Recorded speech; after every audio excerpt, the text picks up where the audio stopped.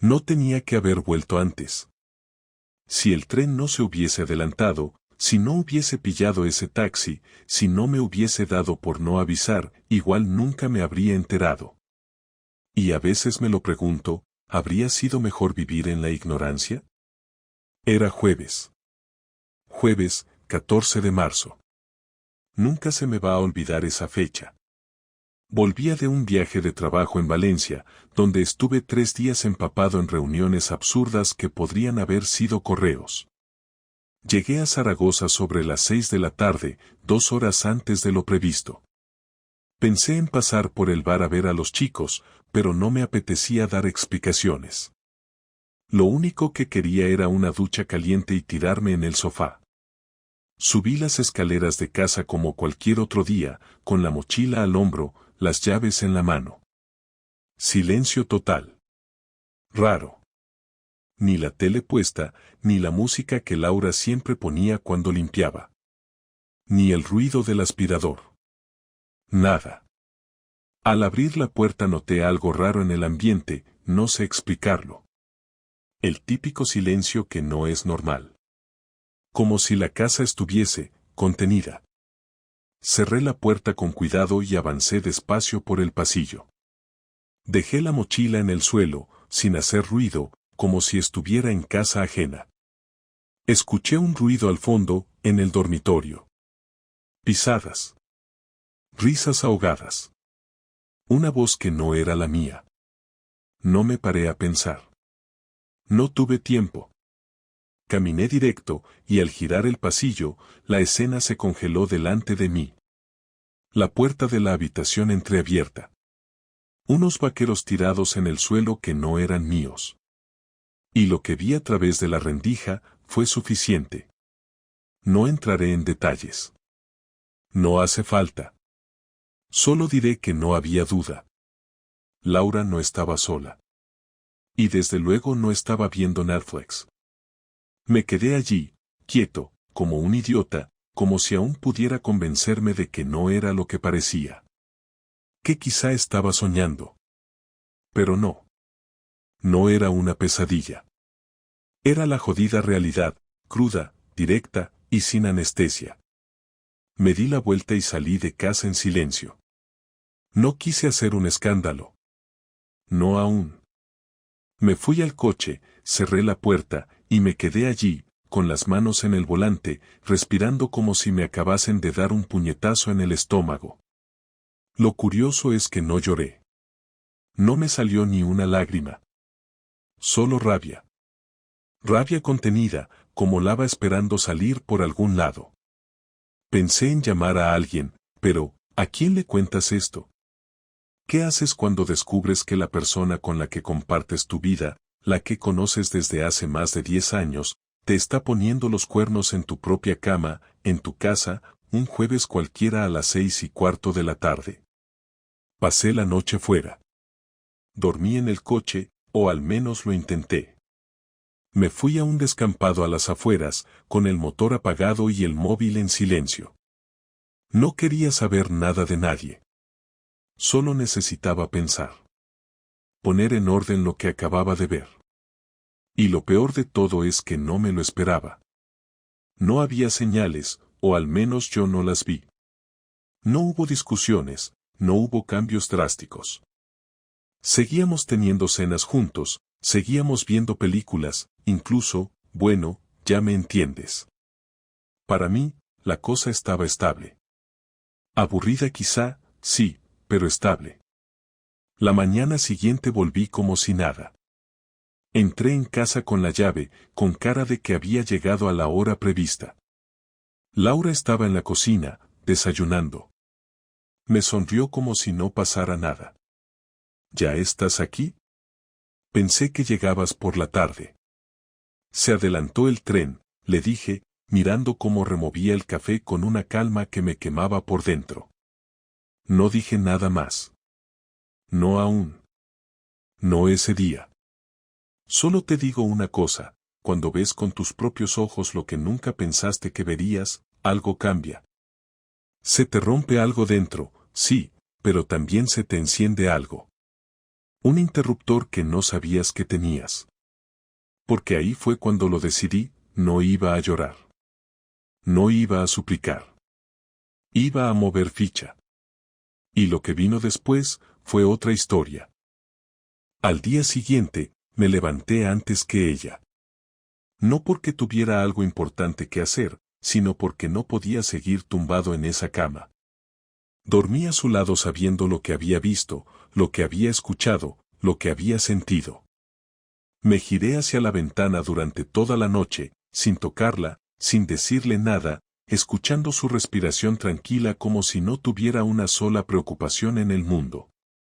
Mientras tanto, yo repasaba cada detalle de los últimos meses, intentando recordar si había algún momento en el que algo no cuadrara, si me había dicho algo raro, si había desaparecido en algún momento que no tuviera explicación.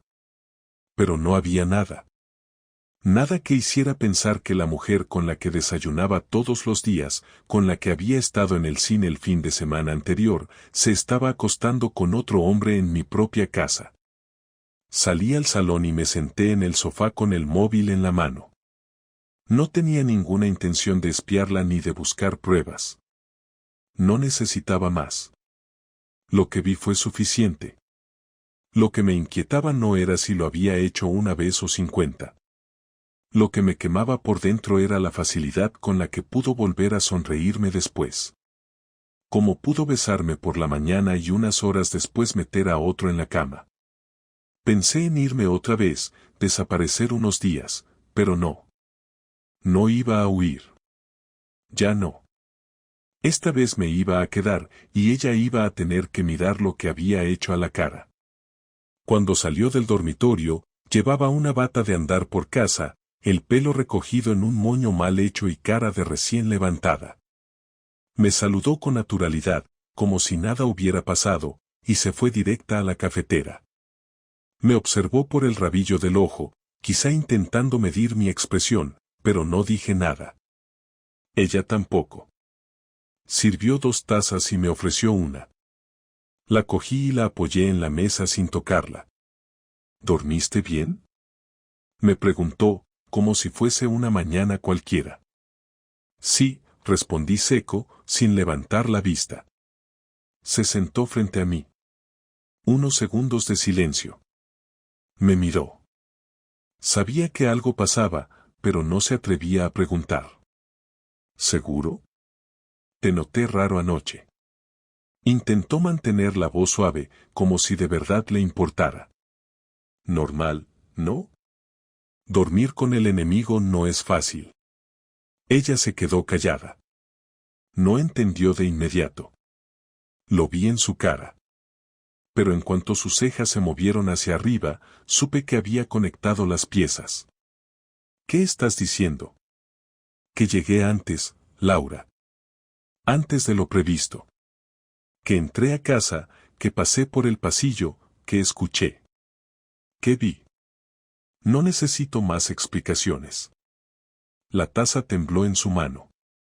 No mucho, pero lo suficiente como para que el café derramara unas gotas en el plato. No dijo nada. Me miró durante varios segundos, buscando alguna forma de minimizarlo, alguna vía para salirse con la suya. Lo que no se esperaba es que yo estuviese tan tranquilo. No le grité, no la insulté, no rompí nada. Solo le hablé claro, sin rodeos. ¿Quién es?, pregunté sin parpadear. No tiene importancia, dijo bajando la mirada. Lo metiste a casa. A nuestra cama. ¿Y ahora me dices que no tiene importancia?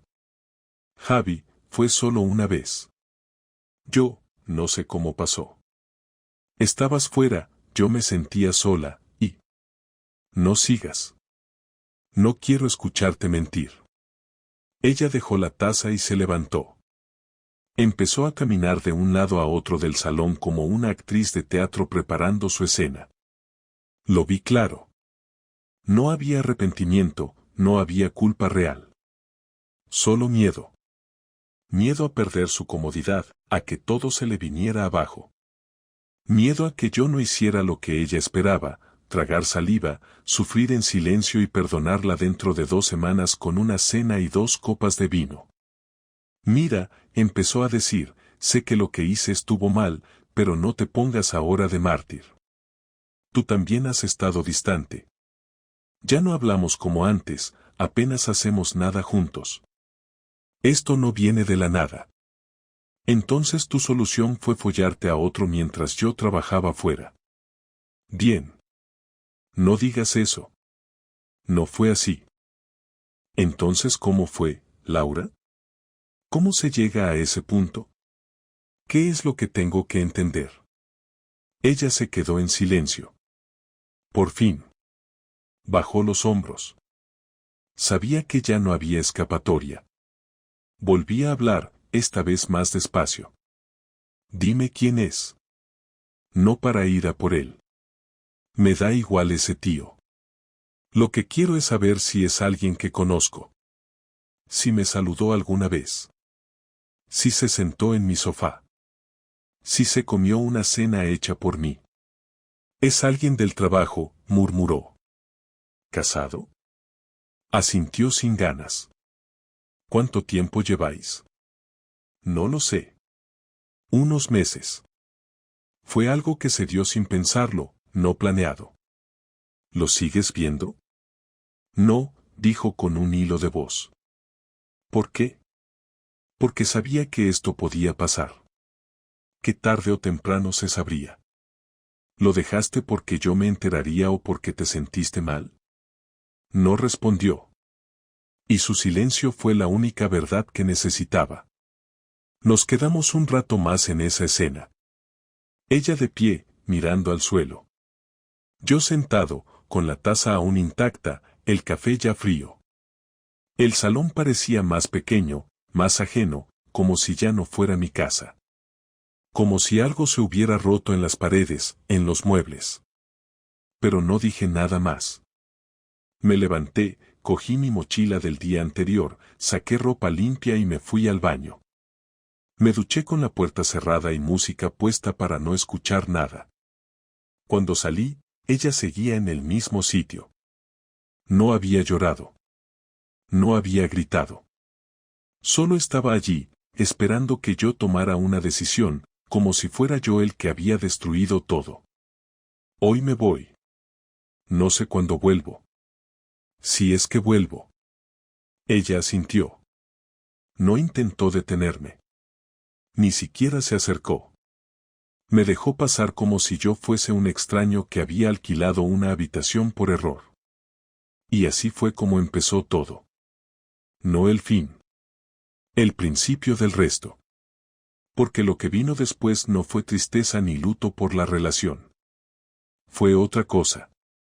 Algo mucho más frío y calculado. Algo que ni yo sabía que tenía dentro. Cuando salí del piso esa mañana, no tenía un plan. Caminé sin rumbo fijo por el centro, con la mochila colgando del hombro y el móvil apagado, sin mirar el reloj ni saber exactamente a dónde iba. Solo necesitaba alejarme, estar fuera de ese piso, lejos de su cara, de su voz, de esa cocina en la que durante años habíamos desayunado como si la vida fuese sencilla. Caminé más de 1 hora hasta que acabé en casa de Rubén, mi mejor amigo de toda la vida, uno de esos tíos que no pregunta demasiado, que te abre la puerta sin hacer drama y con una cerveza ya destapada en la mano. No le dije nada al principio. Me senté en su sofá y él esperó. Cuando terminé la cerveza, le conté lo que había pasado, sin rodeos, sin dar demasiados detalles, solo lo justo. Me miró sin sorpresa, como si ya lo supiera, como si lo hubiese sospechado antes que yo. Me jodió, pero no lo dije. Me limité a sentir y a aceptar su silencio, que en ese momento fue más útil que cualquier palabra. Durante ese fin de semana me quedé allí, en su casa, sin avisar a nadie más, sin decirle a Laura dónde estaba, sin contestar los pocos mensajes que me envió después de que me fui. El primero fue un «¿Estás bien?», como si no supiera perfectamente cómo estaba. El segundo, al día siguiente, fue un «No podemos hablar así, Javier. Tenemos que aclararlo». Y ya está. 2 mensajes. Ni uno siento real, ni un intento de salir a buscarme. Supongo que esperaba que yo volviera solo, que al cabo de unos días todo volviera a la rutina como si nada hubiese pasado. No lo hice. El lunes volví a casa por la mañana temprano, cuando sabía que ella estaría en el trabajo. No quería verla, no todavía. Entré, cogí mi portátil, unos papeles, algo de ropa, unos cuantos libros y salí otra vez. No dejé notas, no dejé señales. Me fui a un Airbnb cerca del Actur, un sitio pequeño, sin alma, pero con cama y ducha. Desde ahí empecé a pensar.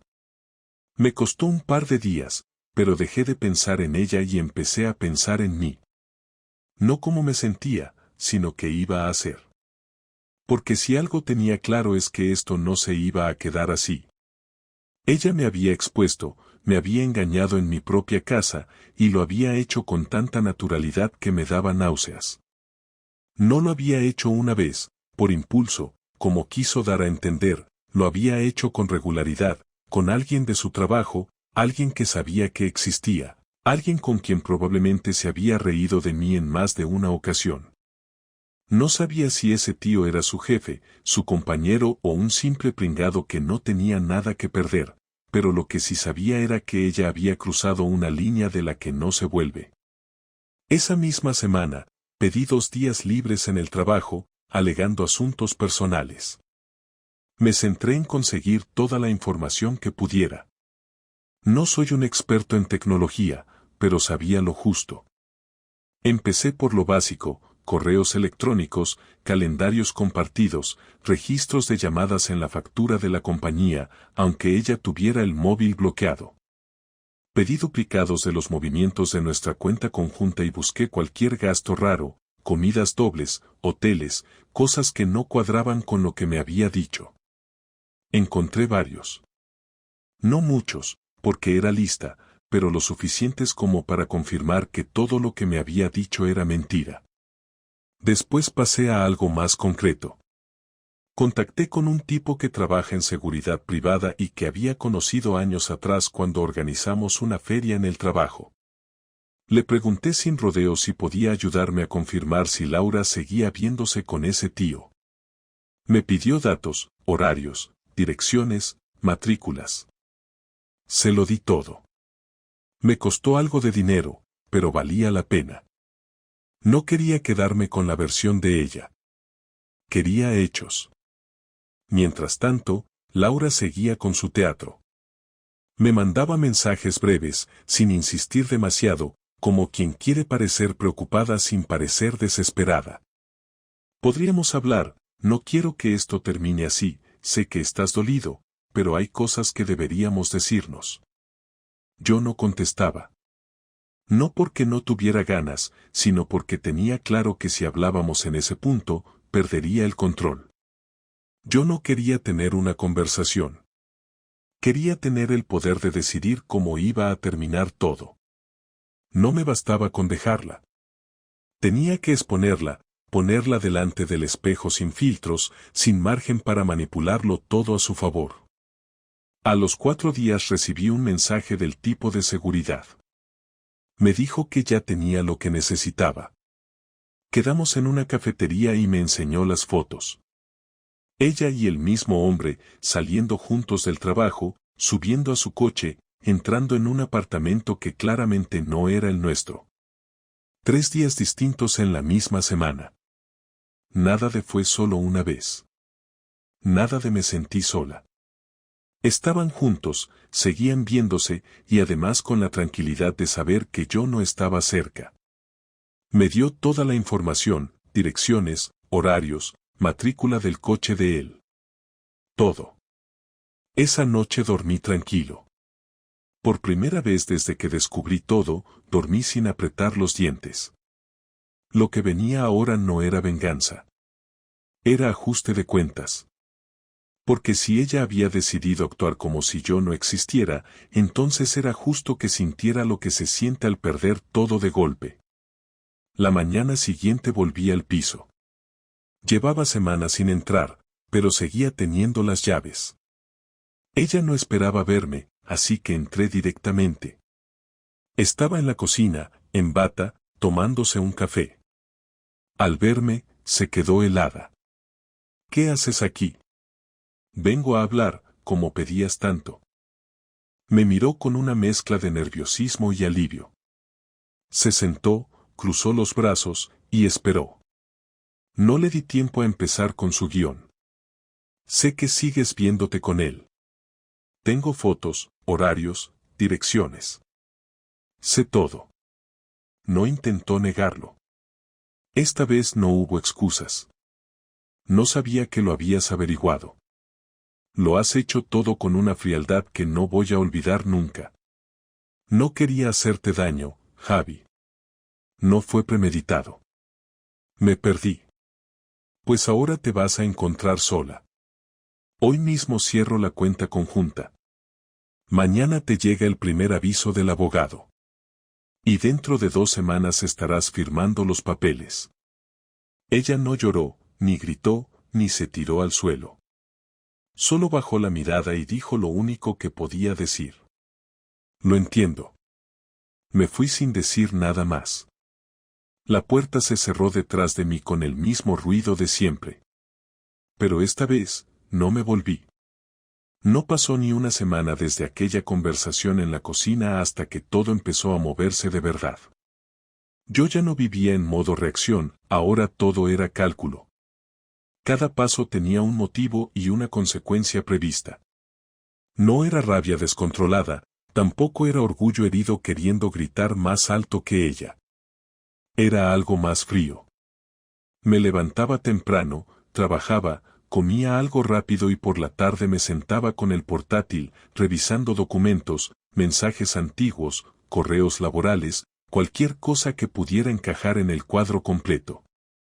No buscaba más pruebas de la infidelidad, eso ya lo tenía claro, buscaba entender cómo había sido posible que durante meses llevara una doble vida sin que nada chirriara. La primera ficha cayó casi sola.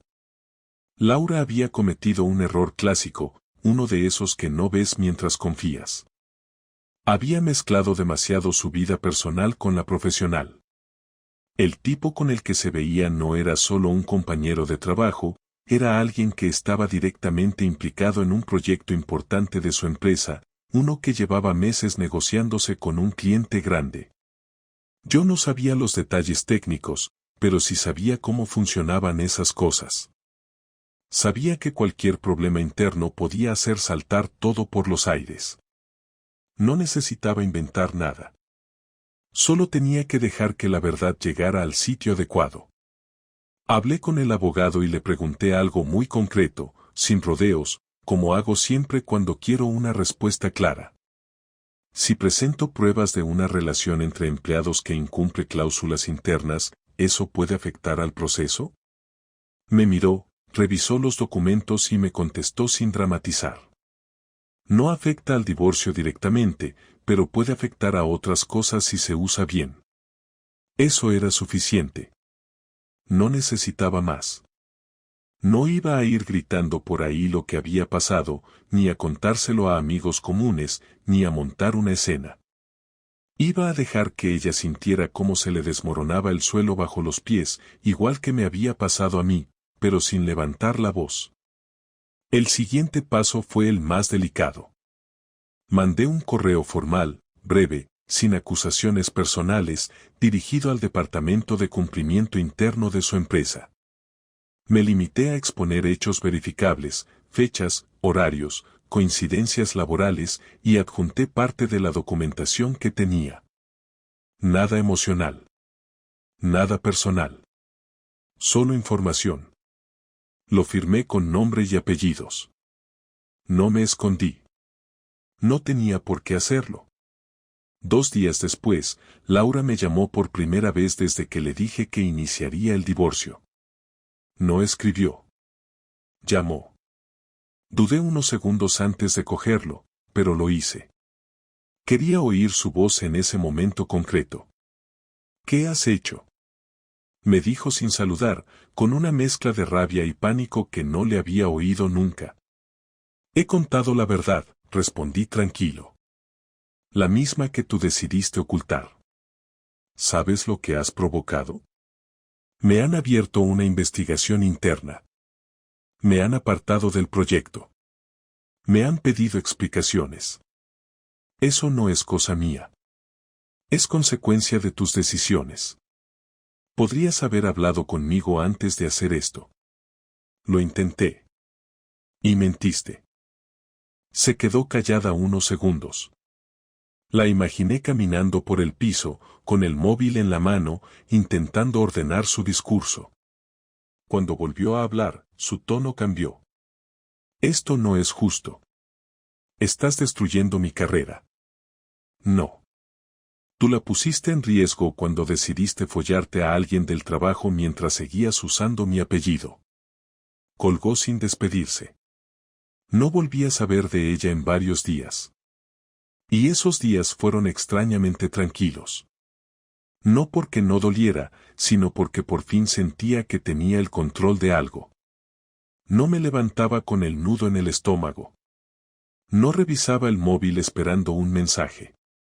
Me concentraba en lo mío, en cerrar cosas pendientes, en preparar el terreno para lo que venía después.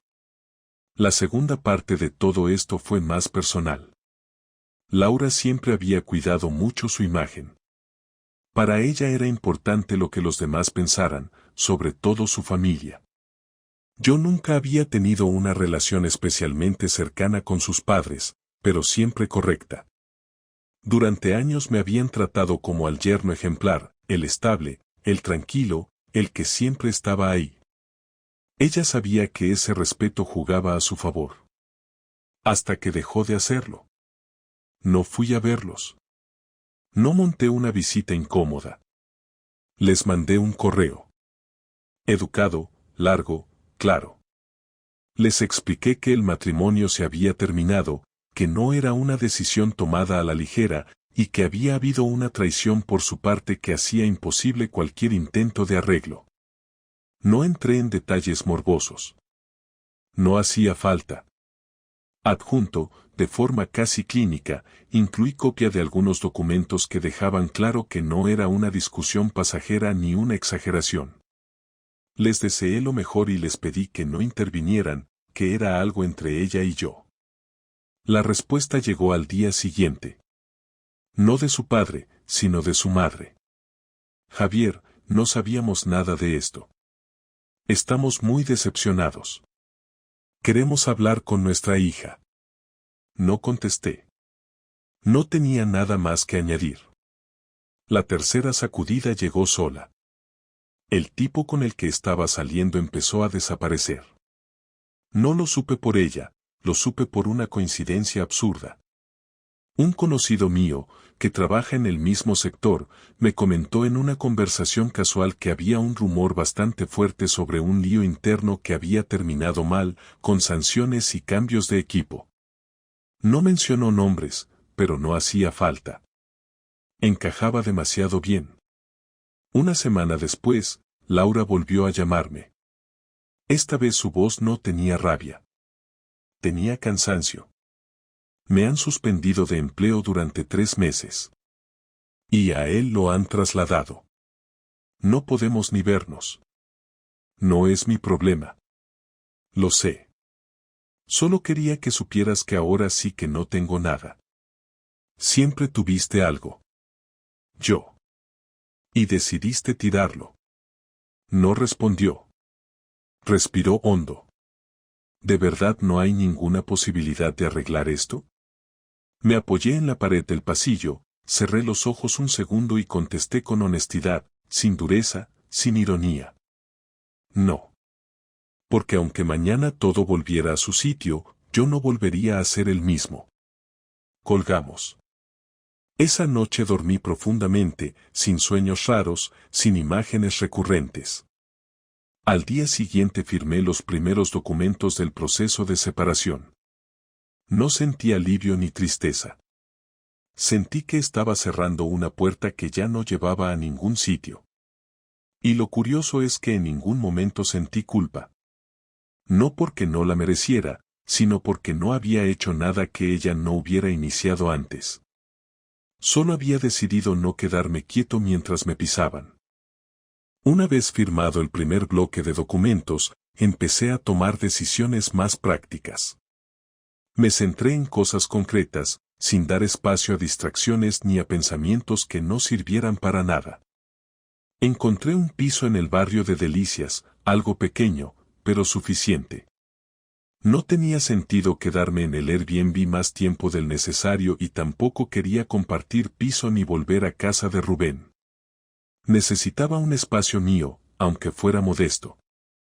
En cuanto lo tuve, me pasé 2 tardes completas montando lo básico.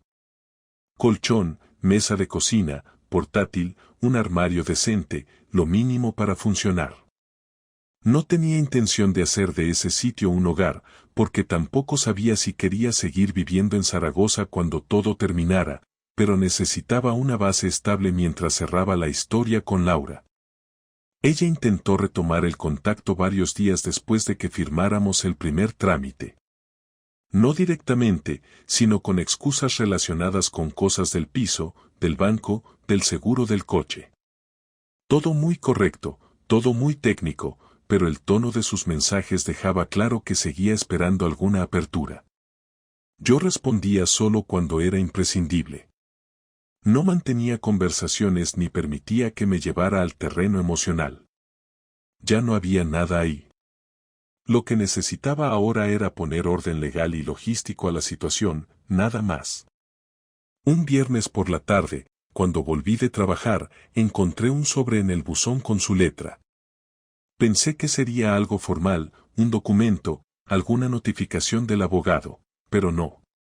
Era una carta escrita a mano, de 3 hojas.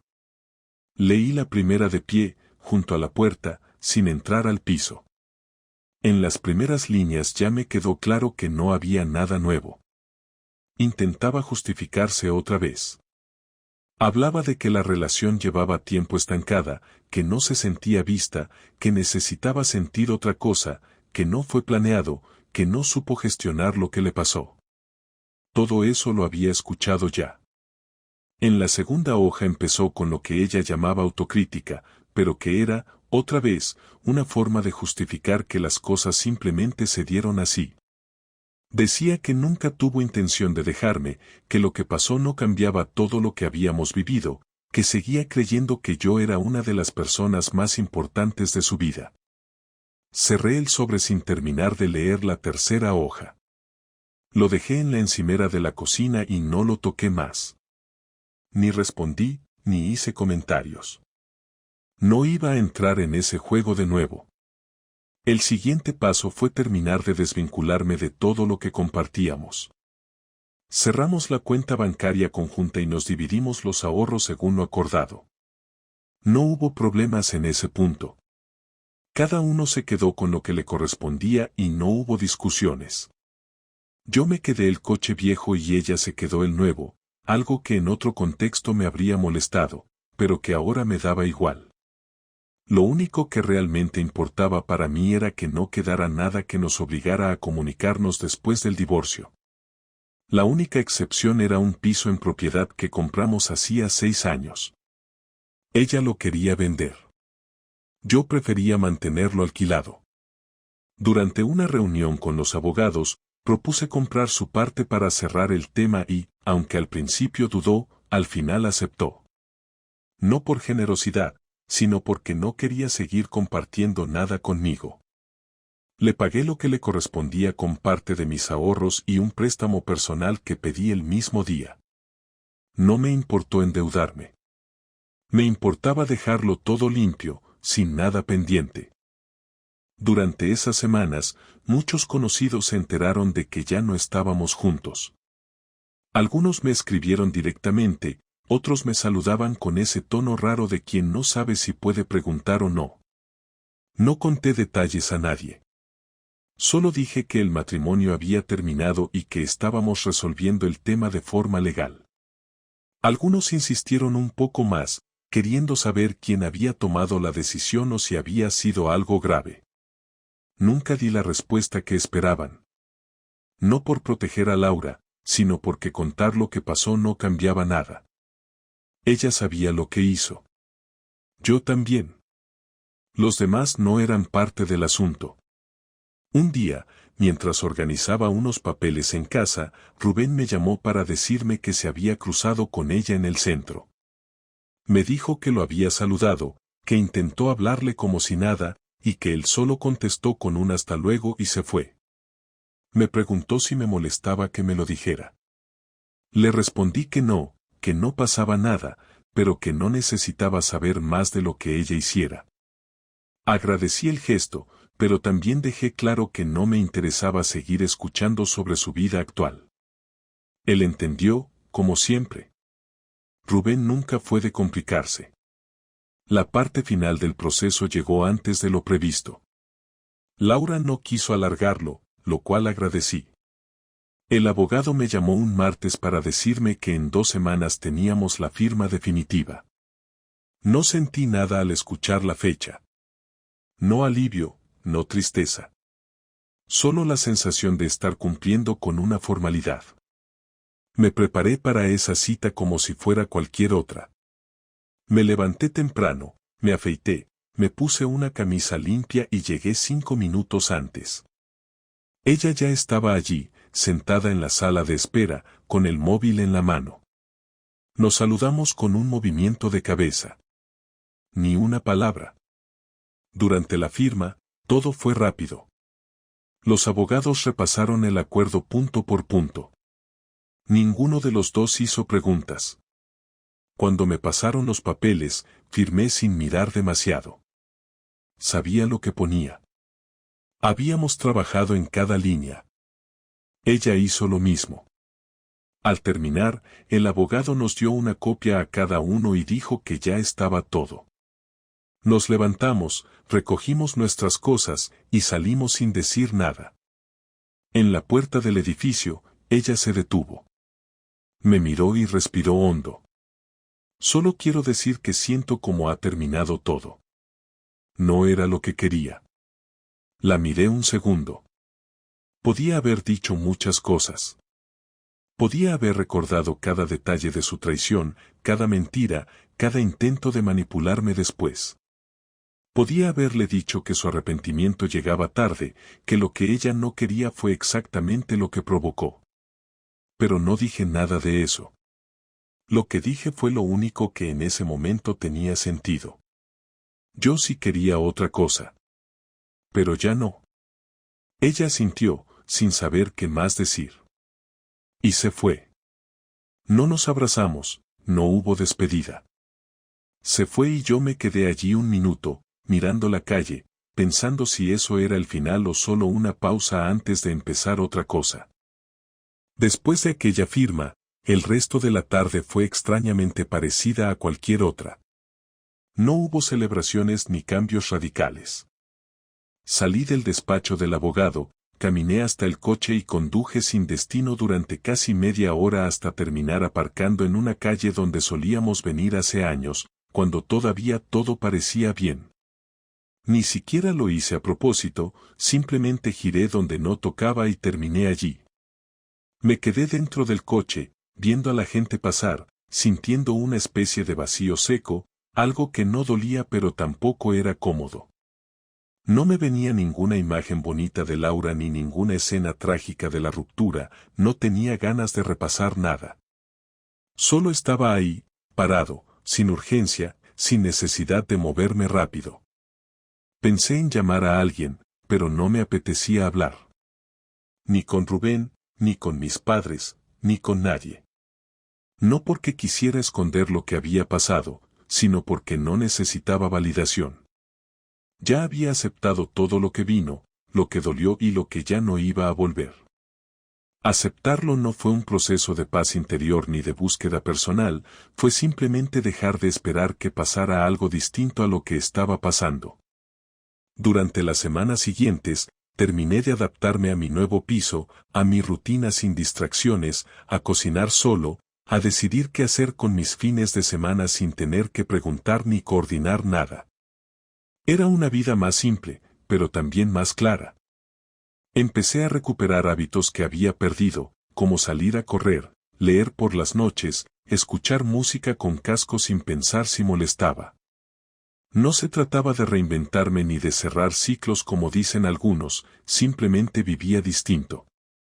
A veces pensaba en lo que podría haber sido si las cosas hubieran ido por otro camino, pero duraba poco. Ya no era una herida abierta. Era un dato. Un día cualquiera, mientras volvía del trabajo, me crucé con ella. Fue en un paso de peatones, cerca de Gran Vía. Los dos veníamos caminando desde extremos opuestos de la calle y nos vimos casi al mismo tiempo. No hicimos amago de cambiar de dirección ni de esquivarnos. Caminamos directo uno hacia el otro hasta que nos cruzamos en el centro del paso de cebra. Nos paramos. Hola, dijo ella con un tono bajo, neutral, como quien no espera mucho. Hola, contesté sin frialdad, pero tampoco con interés. ¿Estás bien?, preguntó, y aunque la frase era básica, noté que de verdad quería saberlo. Sí, estoy bien. ¿Y tú? Más tranquila. Me cambiaron de equipo en el trabajo. No es lo mismo, pero al menos no tengo que ver a nadie que me recuerde todo eso. Asentí, sin saber si decir algo más. Ella dio un paso hacia un lado, como si ya quisiera irse, pero no lo hizo. A veces pienso que debería haberte contado todo desde el principio. No para que me perdonaras, sino porque te lo debía. No sé si habría servido, respondí sin agresividad. Creo que hay cosas que, aunque las digas a tiempo, ya están mal desde que las hiciste. Lo sé. Solo, necesitaba decirlo en voz alta. No hubo abrazo ni gesto raro. Nos despedimos con un leve movimiento de cabeza y seguimos caminando en direcciones opuestas. No miré atrás. No me interesaba su cara después de esa conversación. Lo que necesitaba ya me lo había dicho, y nada de lo que añadiera después iba a cambiarlo.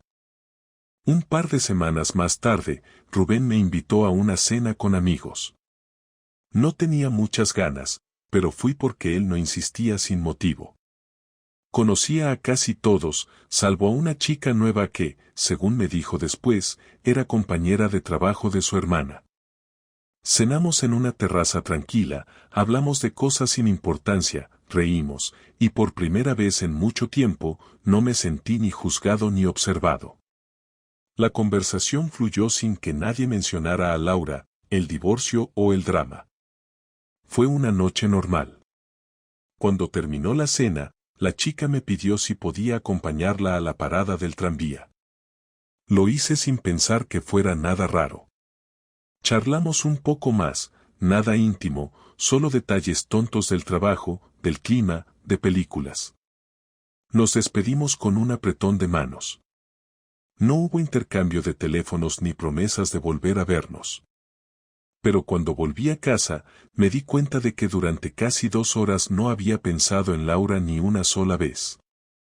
Al día siguiente recibí un mensaje de Rubén. Me pasó el número de la chica y me dijo que había preguntado por mí. Tardé unas horas en escribirle. Lo hice sin planes, sin expectativas. Ella respondió rápido.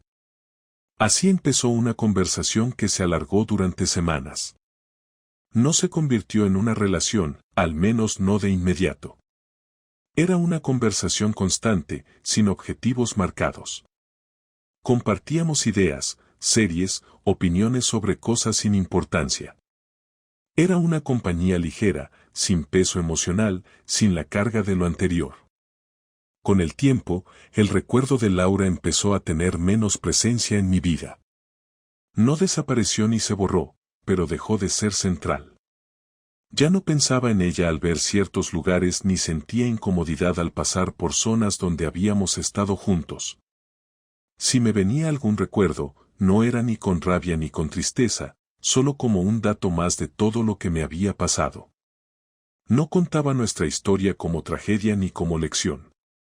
Simplemente fue lo que fue, y ahora no era más. A los 3 meses del último encuentro con Laura, recibí una carta del juzgado con la confirmación oficial de la disolución del matrimonio. Un sobre blanco, sin sorpresas. Leí el documento, firmé la recepción y lo guardé en una carpeta sin más vueltas. Después hice café, encendí la radio y me senté en la mesa a revisar unos correos del trabajo. Ni una emoción fuerte. Solo la conciencia clara de que algo había terminado y no volvía. Y estaba bien así. No volví a hablar con Laura después de aquella vez. No hubo necesidad. No dejamos nada pendiente.